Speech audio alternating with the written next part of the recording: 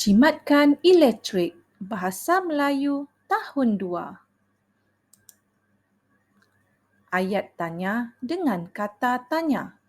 Ayat tanya dengan kata tanya ialah ayat yang mengandungi kata tanya seperti kenapa, bagaimana, bila dan berapa. Contoh ayat tanya ialah kenapa kamu pergi bermain bola? Ataupun yang kedua, bagaimanakah kita mengekalkan kelestarian alam? Contoh yang ketiga, kamu pulang dari sekolah bila? Jadi di dalam ayat yang cikgu nyatakan tadi mengandungi kata tanya. Jadi ayat itu adalah ayat tanya. Rujuk buku teks jilid 2 muka surat 38. Baca maklumat berikut dan berikan pendapat kamu. Jimatkan elektrik. Ini adalah perbualan antara peti sejuk dan mentol. Jadi apakah yang ingin disampaikan sebenarnya daripada maklumat ini, daripada perbualan ini? Peti sejuk ini kepunyaan siapa? Peti sejuk ini kepunyaan keluarga Alice. Makanan disimpan di dalam peti sejuk bila? Simpan makanan apabila sejuk.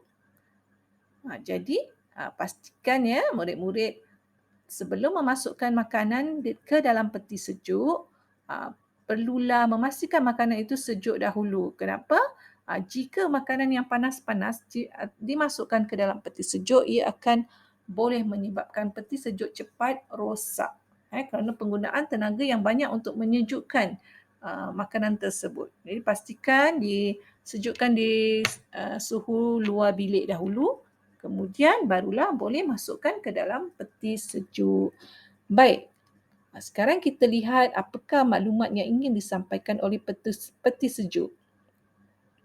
Di badan peti sejuk tu ada dituliskan gunakan saya dengan cermat dan bijaknya.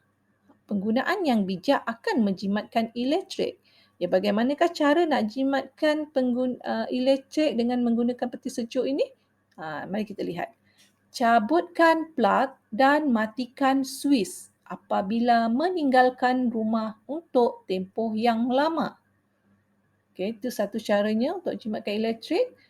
Yang kedua, letakkan makanan di dalam bekas yang bertutup sebelum disimpan.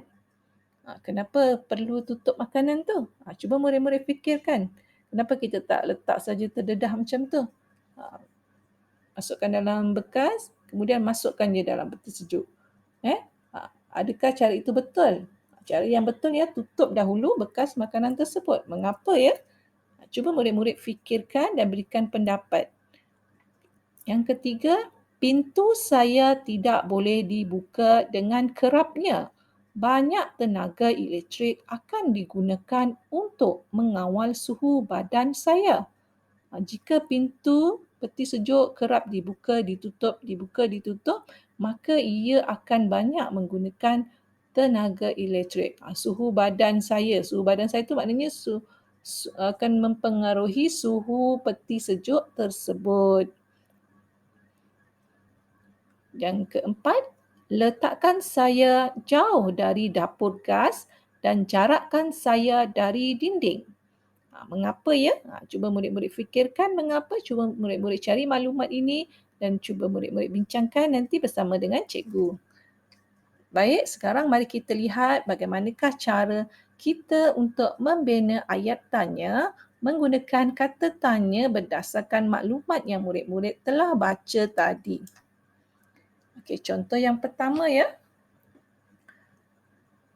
Cabutkan plug dan matikan suis apabila meninggalkan rumah untuk tempoh yang lama.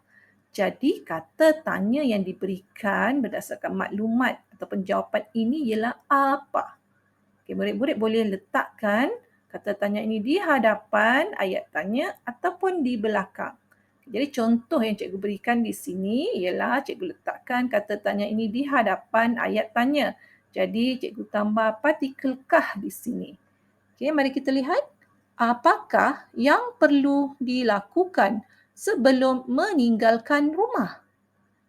Ya, jadi murid-murid lihat ayat di sini, ayat tanya mesti ada tanda soal di hujungnya dan kata tanya di hadapan dengan partikelkah. Jadi ayat ini ialah ayat tanya yang lengkap. Jadi berdasarkan kata tanya apa, cikgu bina ayat tanya ini untuk menyokong pendapat ataupun jawapan yang telah diberikan. Boleh faham? Okey, mari kita cuba yang kedua.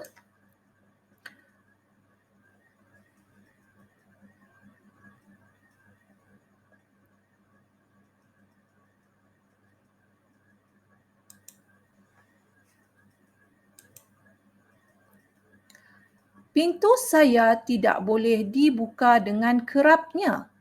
Banyak tenaga elektrik akan digunakan untuk mengawal suhu badan saya. Jadi digunakan kata tanya mengapa. Okey, mengapa.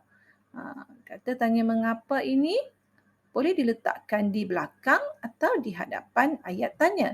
Jadi contoh yang cikgu berikan di sini ialah pintu saya tidak boleh dibuka dengan kerapnya. Mengapa? Jadi jawapannya di sini, pintu saya tidak boleh dibuka dengan kerapnya. Banyak tenaga elektrik akan digunakan untuk mengawal suhu badan saya. Jadi perkataan tanya mengapa sesuai digunakan untuk pertanyaan ini. Okey, mari kita lihat contoh seterusnya. Okey, kata tanya yang diberikan ialah di mana. Mana biasanya menunjukkan kedudukan atau tempat. Ya.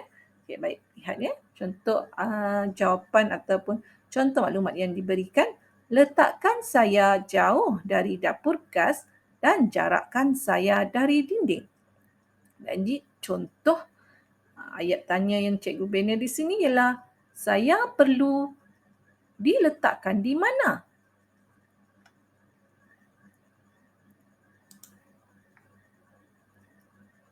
Okey, berdasarkan maklumat ini semua, cikgu harap murid-murid faham bagaimana cara menggunakan ayat kata tanya dalam ayat tanya dan boleh membina ayat tanya dengan baik. Sekian, selamat belajar semua.